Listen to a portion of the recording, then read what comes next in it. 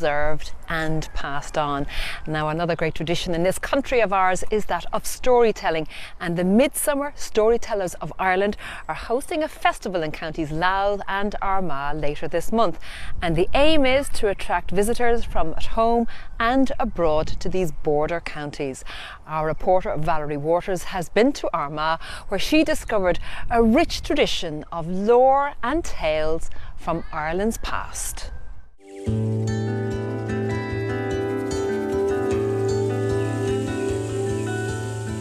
It is said that Sliabh Gullion in County Armagh is the most mystical mountain in Ireland because of its links to the Ulster cycle, the stories of Cuchulainn and Finn McCool.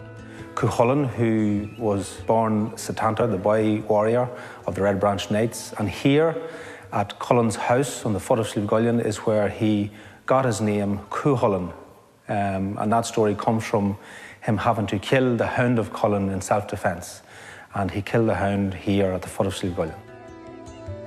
Thomas Marin is the manager of Tí Cullen, a cultural activity centre in Mullabawn in County Armagh. He's welcoming storytellers Nuala Hayes and Jack Lynch. Come on, head in.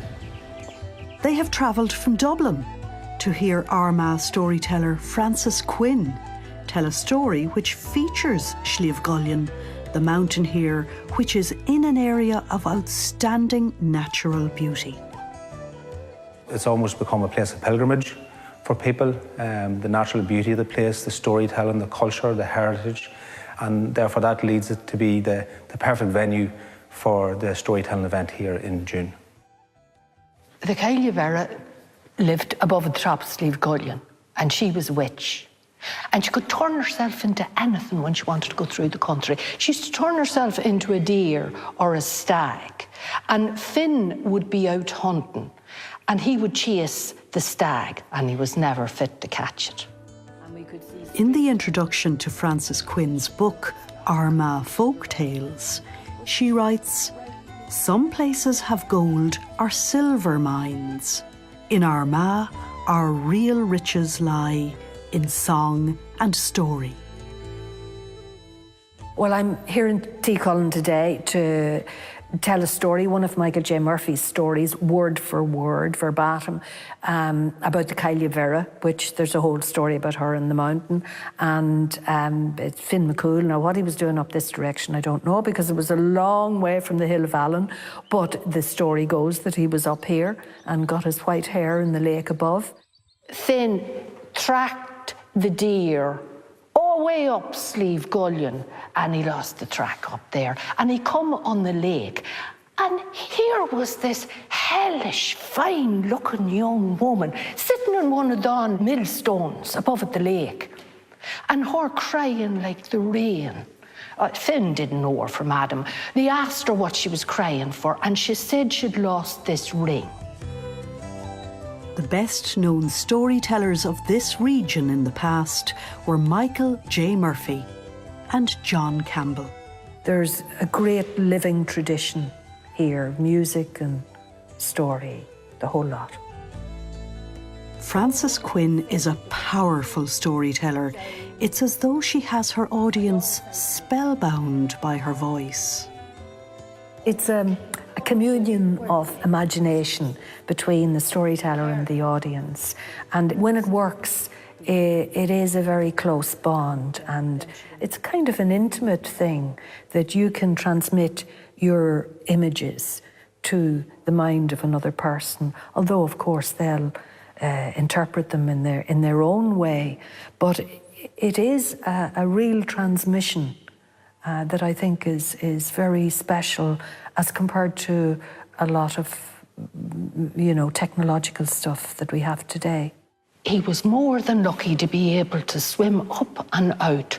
And when he come out, he was a done old man, and his hair was as white as snow.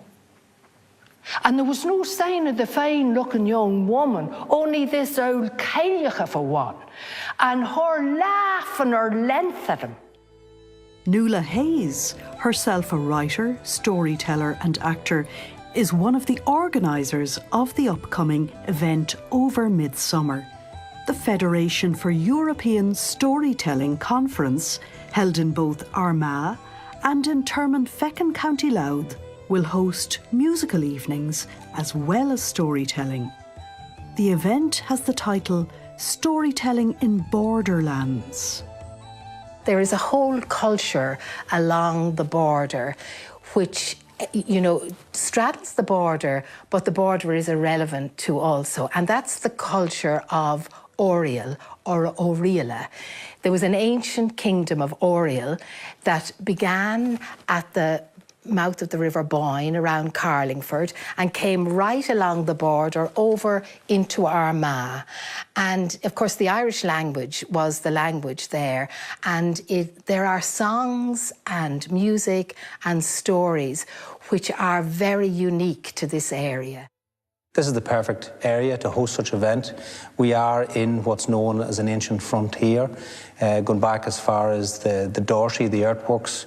This was the border between south and north, the gateway into the kingdom of Aonwacha. And in later times then, after the Anglo-Norman invasion, the Pale, the English Pale, the border of the English Pale came right up along the east coast of Ireland from South Dublin to Dundalk here. And the modern day border is in around the same area as well. We're delighted with our visitors to be able to show them a culture they wouldn't see and mightn't even have heard about. It's a sort of a hidden culture in this area. They got her to give Finn back his youth. And she did. But she wasn't fit to change the colour of his hair. So from that day till the day he died, Finn McCool had white hair.